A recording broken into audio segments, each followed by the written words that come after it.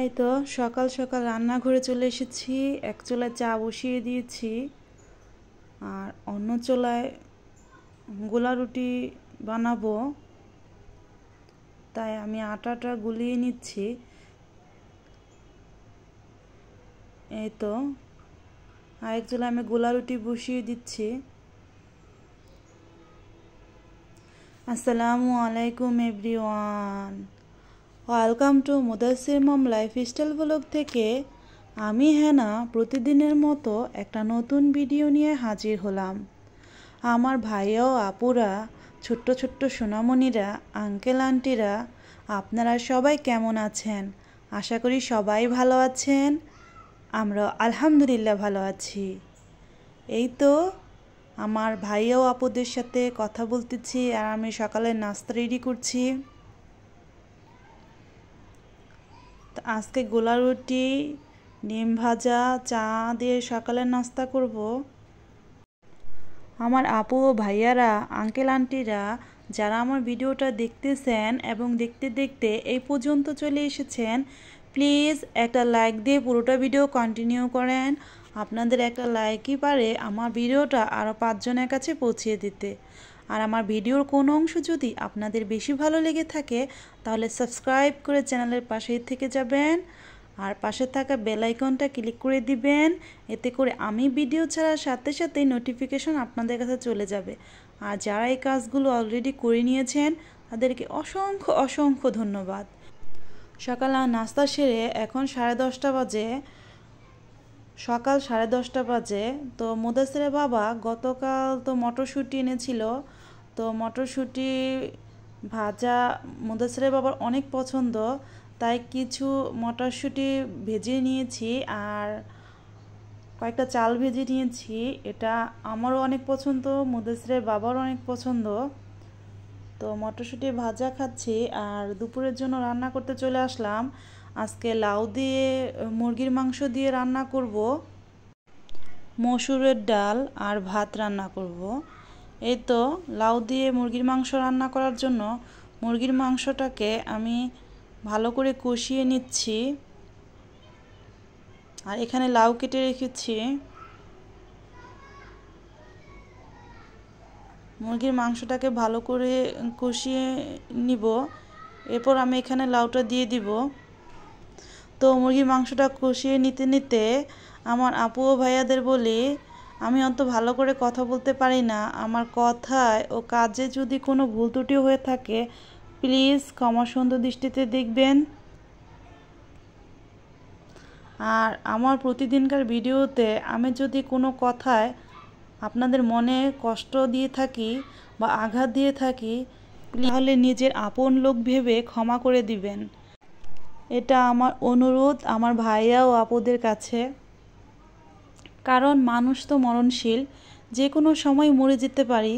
বেঁচে আছি এটাই হচ্ছে অনিশ্চিত, মরে যাব এটা হচ্ছে সুনিশ্চিত একটা কথা, আর এটা ঘটবে আমরা সবাই জানি। এই তো আমার আপু ভাইয়াদের সাথে কথা বলতে বলতে লাউটা রান্না করে নিচ্ছি। এই মুরগির মাংস দিয়ে লাউ রান্নাটা আমার ভীষণ রকমের পছন্দ, আর মুদাসসিরের বাবাও খায়, তারও পছন্দ।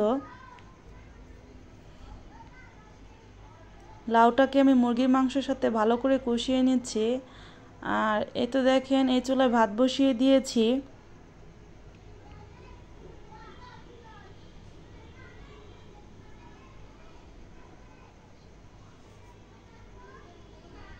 আর এখানে আমি মসুর ডালটাকে পানি দিয়ে একটু ভিজিয়ে রেখেছি।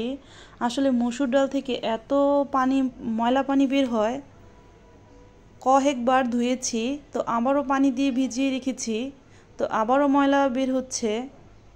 জানি না দোকানদাররা মসুর ডালের মধ্যে কি দিয়ে দেয়, শুধু ময়লা বের হতেই থাকে।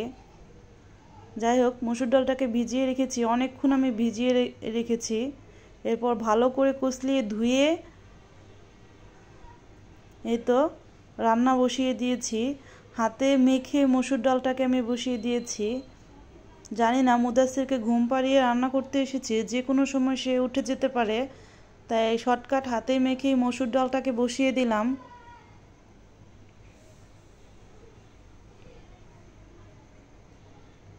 এই যে লাউটা প্রায় হয়ে আসছে, আর লাউটা এত ভালো হয়েছে, অনেক কচি লাউ ছিল, তাই মুরগির মাংস দ্বারা রান্না করাতে খুবই ভালো হয়েছে আর ভীষণ রকমের স্বাদ হয়েছে। এই তো দেখেন লাউ রান্নাটা পুরোপুরি হয়ে গেছে। এই দেখেন এটা এমন এসেছে কালারটা। আমার ভাই ও আপুরা প্রতিদিন আমাকে এত সুন্দর সুন্দর কমেন্ট করে, পড়তে আমার ভীষণ রকমের ভালো লাগে। আর কি বলবো, আমার আপু ভাইয়াদের কমেন্টগুলো আমাকে বেশি বেশি কাজ করার অনুপ্রেরণা যোগায়।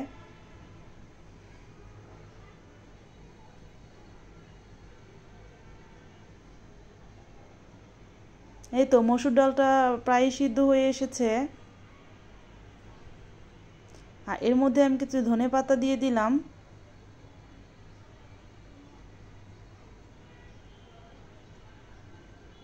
এবার ঢাকনা দিয়ে ঢেকে দিব, আর কিছুক্ষণ রান্না করে মসুর ডালটাকে আমি রান্না করে নিব। কারণ মসুর ডালটা আমি আর বেশি কমাবো না, একটু ভুনা ভুনার মতো করে রান্না করব, আবার অতটা ভুনাও না। এই তো লাউ রান্নাটাও হয়ে গেছে, আর ডাল ডাল রান্নাও হয়ে গেছে। আর আমরা অফ ক্যামেরায় দুপুরে খাওয়া দাওয়া করে নিয়েছি। আর এখন সন্ধ্যার সময় মুদাসিরের জন্য ডিম দিয়ে আর গাজর দিয়ে গরম গরম নুডলস রান্না করে নিয়ে আসলাম। মুদাসিরকে এখন নুডলস খাওয়াবো। আর আমি তো একজন চা পাগলি, আপনারা ভালো করেই জানেন, চা ছাড়া তো আমার চলবেই না। তাই আমি অফ ক্যামেরায় চা বানিয়ে নিয়ে এসেছি। মুদাসির নুডলস খাবে আর আমি চা খাবো এই সাজের পিঠা দিয়ে। আর এই পিঠা কিন্তু আমি বানাইনি, এই পিঠা কিনে আনা পিঠা, তা দিয়েই আজকে চা খাবো। আর সন্ধ্যার পর কোয়েল পাখির ডিম নিতে এসেছি। নিচের খাঁচায় যে পাখিগুলো আছে সেই পাখিগুলোকে আপনাদের সাথে শেয়ার করছি। এই নিচের খাঁচায় এই পাখিগুলা দেখেন, এই যে সাদা পাখিটা, এই পাখিটা আমি সর্বপ্রথম কিনেছিলাম। এরপর ধাপে ধাপে কয়েকবার পাখি কিনেছি, তবে সাদা পাখিটা আমি সর্বপ্রথম কিনেছিলাম। সব পাখির আগে এই পাখিটাকেই আমি কিনেছিলাম। যে দুইটা পাখিতে আমার এই নিচের খাঁচায় দুইটা পাখিতে ডিম দেয়, সেই ডিম দুটা নিতে এসেছি।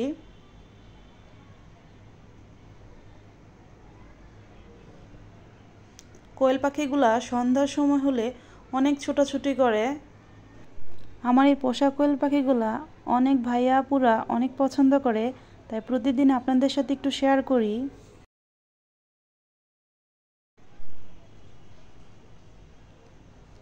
সবাই ভালো থাকবেন, সুস্থ থাকবেন, নিজের যত্ন নেবেন, 5 ওয়াক্ত নামাজ আদায় করবেন, আমার জন্য দোয়া করবেন, আমিও আপনাদের জন্য দোয়া করব।